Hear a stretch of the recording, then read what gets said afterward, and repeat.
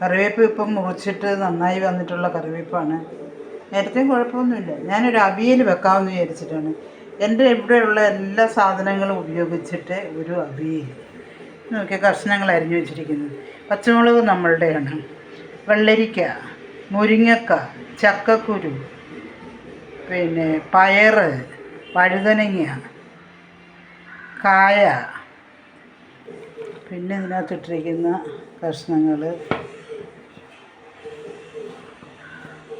Carrot മാത്രം പുറത്തുനിന്ന് മേടിച്ചിട്ടുള്ളൂ. ബാക്കി എല്ലാ സാധനങ്ങളും ഇവിടുത്തെ സാധനങ്ങൾ ഉപയോഗിച്ചിട്ടാണ് അവിയൽ. അപ്പോൾ ആ അവിയൽ എത്ര ടേസ്റ്റ് ഉണ്ടാവും നിങ്ങളൊന്ന് ആലോചിച്ച് നോക്കി. നല്ല ടേസ്റ്റ് ഉണ്ടാകും. അപ്പോൾ ഒരു 2 തണ്ട് കറിവേപ്പിലയും കൂടി അതിനകത്തോട്ട് ഞാനിപ്പോൾ അങ്ങോട്ട് തൽക്കാലം ഇടുകയാണ്. 2 തണ്ട് കറിവേപ്പില.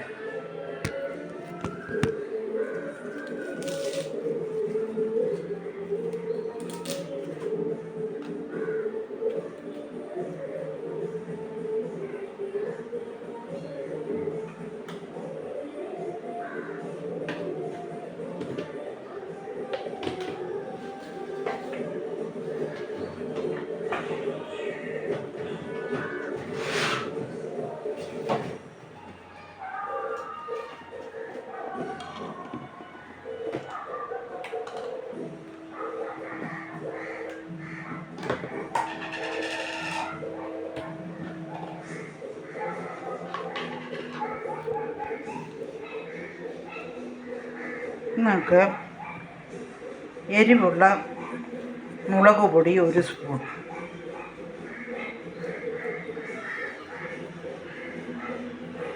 മതി. കാരണം പച്ചമുളക് ഇട്ടിട്ടുണ്ട്, അതുകൊണ്ട് അത് മതി. ചെറിയ സ്പൂൺ. മഞ്ഞൾ പൊടി 1 സ്പൂൺ മഞ്ഞൾ പൊടി.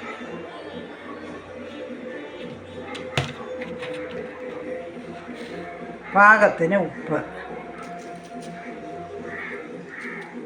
അതുപോലെ ഉപ്പ് 2 സ്പൂണുകളോ ഇട്ടെങ്കിൽ പാകമാകും.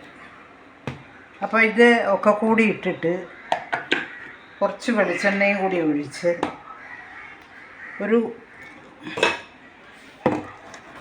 കുറച്ച് വെള്ളം ഒഴിക്കും. കാരണം എന്താ വെച്ചാൽ ഈ കഷ്ണങ്ങൾ ചക്കക്കുരുവൊക്കെ നല്ലോണം പോലെ വേകണമെന്നുണ്ടെങ്കിൽ കുറച്ച് വെളിച്ചെണ്ണയും കൂടി ഒഴിച്ച്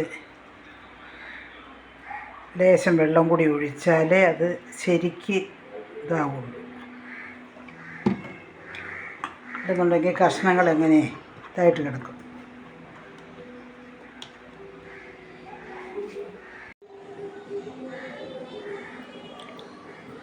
വെള്ളം ഒഴിച്ചു കൊടുക്കുകയാണ്.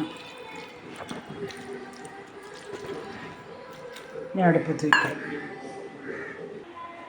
അടുപ്പത്ത് വെച്ചു, അടച്ചു വെച്ചു. ഇനി അതവിടെ ഇരുന്നിട്ട് ഒരു 10 മിനിറ്റ് നേരം വേകട്ടെ. അതിന് ശേഷം ബാക്കി കാര്യങ്ങൾ എടുത്ത് നോക്കാം. ഒന്ന് ഇളക്കി. നല്ലപോലെ വെള്ളമുണ്ട്, വെള്ളം ഒന്ന് വറ്റിക്കട്ടെ.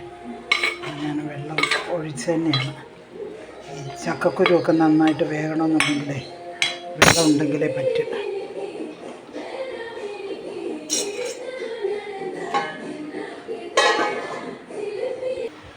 നമ്മൾ വെള്ളം വറ്റി. ഇപ്പോൾ ഇനി നമ്മളിതിനകത്തേക്ക് തേങ്ങ, കുറച്ച് ചെറു ജീരകം, ചുവന്നുള്ളി ഇത്രയും കൂടി അരച്ചതാണ്, അത് ഇട്ട് കൊടുക്കാം.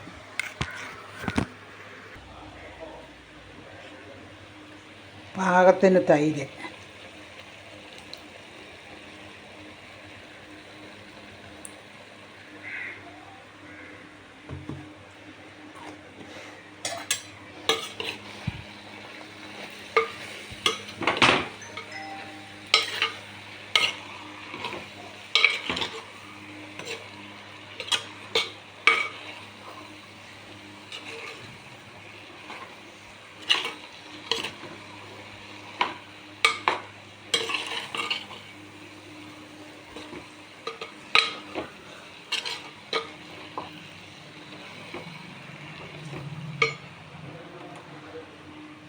കുറച്ച് വെളിച്ചെണ്ണ കൂടി ഒഴിച്ചു കൊടുക്കണം.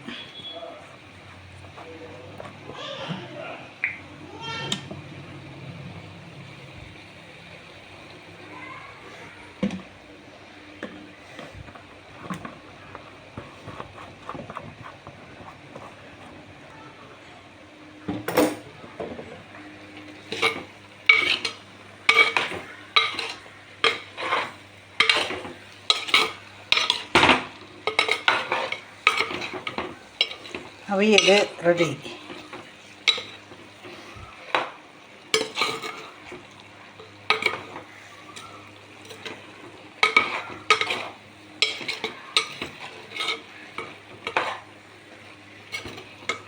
ഇപ്പോൾ നോക്കേണ്ട ആവശ്യമില്ല.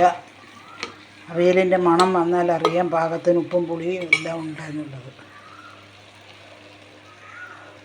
ഓക്കെ, ഇനി ഇത് പാത്രത്തിലേക്ക് ആക്കണം.